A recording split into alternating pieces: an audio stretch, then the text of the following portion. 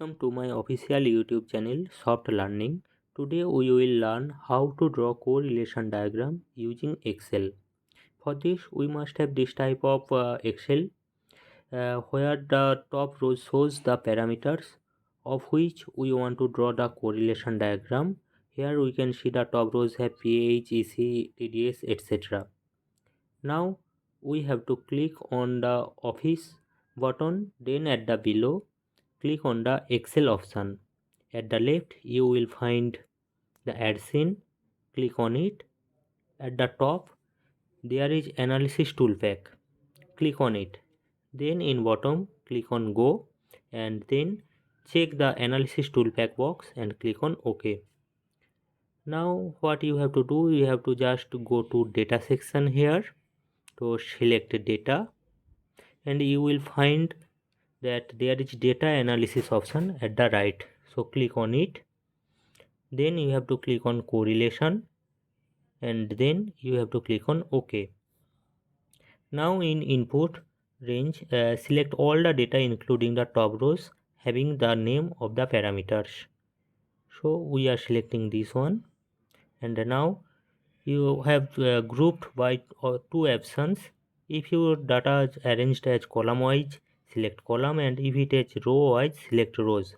I have the data as column wise, so I am selecting column. Now check this box as the parameters are labeled in the first row. Now output options, if you select output range, you have to select the area in same Excel where correlation diagram will appear. If new worksheet is select, then it will come in the new worksheet. For new workbook, new Excel will open. I am selecting new worksheet, so now click on OK.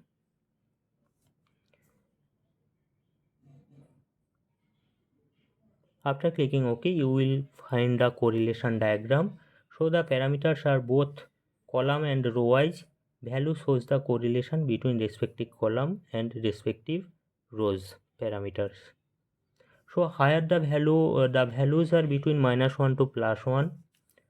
So closer the value to +1 means parameters have higher positive correlation, and higher the values to -1 means the values have higher negative correlation, and this particular value shows the correlation between these column and row wise parameters. So the value near to 0 means this has lesser correlation. Now we can colorize the value to make it more understandable easily. So to make it more colorful, we have to click on home tab. Then we have to go to conditional formatting and then we have to select new rule. After clicking on new rule, in the font style select 3 color scale. So in the minimum type will be number and then the value will be -1, that is the minimum number, and give the color deep red. So I am selecting the deep red color. You can select any other color also. Now in the midpoint again type is the number and value will be 0 and the color will be white. I am selecting white and you can select other color also. Similarly in the maximum type will be number and value will be positive +1 and color is deep green. I am selecting deep green. You can give other color also. And now in the preview section you can see that there is the color range from deep red to green through white color. So as the color is fade, the correlation is also less.